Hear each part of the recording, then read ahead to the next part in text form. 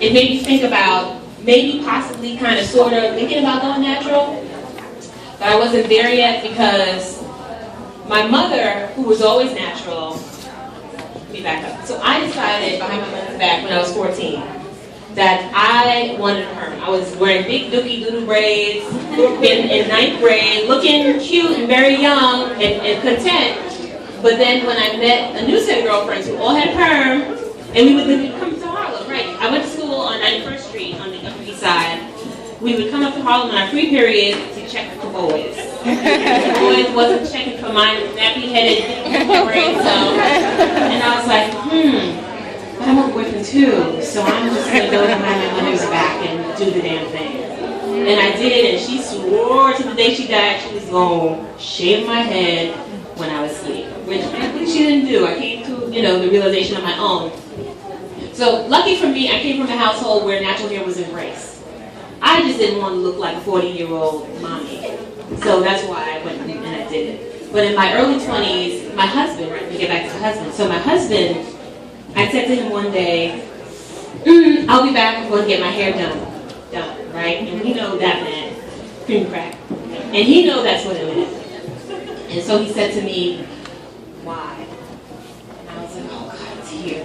Finally, he is confronting me. He's confronting me with this thing that I didn't want to deal with. And so when he said that, I knew what he was talking about. It wasn't just why. It was a bigger why. So I remember going to the mirror in the bathroom and looking at my new growth and looking at my straight banded and was like, okay, so what is it? Why do I feel like when my hair starts growing out, I have to go grab some creamy crack and straighten it? Like, what is it? What is there? What am I thinking? I literally had this conversation in the mirror, and then I said, okay, well, you're going to look the same. You're going to be the same person. And at that time, no, there wasn't this movement of going natural the way we see it today. So, and I really believe it's a movement because I feel like because we're here, because I've been to a ton of meetups, I bump into people I meet all the time that I know, and they say, oh, remember, I saw you at the such and such, and I'm like, oh, I didn't even remember. A couple people I was talking to, I don't remember which meetups I've been to recently because I go to so many. But because we have this in our community right now, this kind of sisterhood, I feel like it's a movement and not a trend. I feel like when we can inspire each other, not even say anything, you don't even have to say anything, you can just walk into work with your natural, be happy, be proud, be quiet, and your coworkers can look at you and be like, oh, she looks like she's embracing this thing. I'll think about it.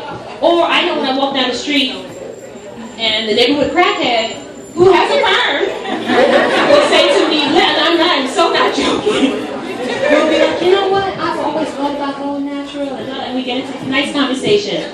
And so, I'm not crackheads or like I'm crackhead sister, but they even think about going natural nowadays.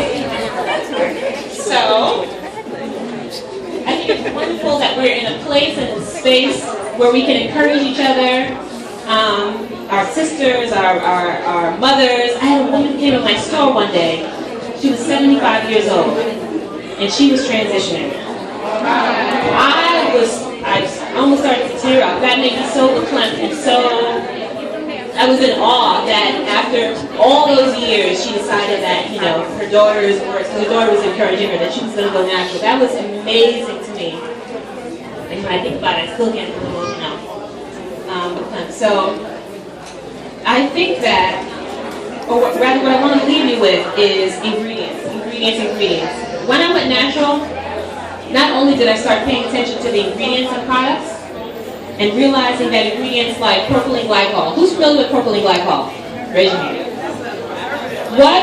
It's not preservative. What is propylene glycol? It's a humectant. Antifreeze. Yeah. It's a lot of the mainstream products that you use, whether it's lotion or hair products, you will see propylene glycol on that label.